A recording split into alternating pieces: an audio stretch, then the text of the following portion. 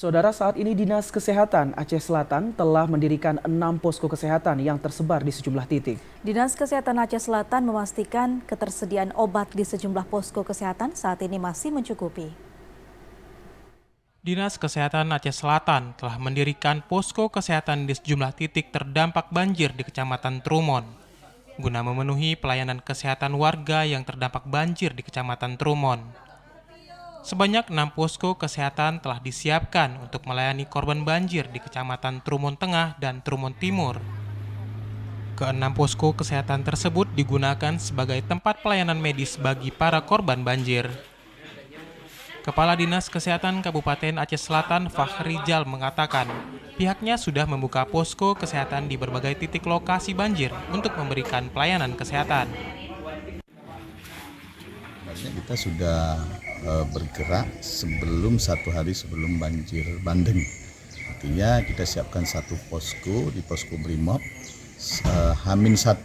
Artinya kita juga siaga terhadap cuaca yang akan datang waktu itu. Jadi kebetulan besoknya langsung banjir bandang. Lusanya kita turun dengan menambahkan pos. Jadi sampai hari ini ada 6 pos yang kita siap siaga dengan masing-masing ada 1 orang dokter dan petugas paramedis, bidan dan lain sebagainya sudah siap di sana beserta dengan obat-obatannya. Untuk tenaga medis kita mungkin ada penambahan di dokternya. Rencana kita besok pagi ada datang 7 orang dokter PPDS paru dari Universitas Syah Kuala. Mungkin besok akan kita bagi beberapa pos itu yang terutama yang di pinggir jalan itu kita isi dengan spesialis yang akan datang besok.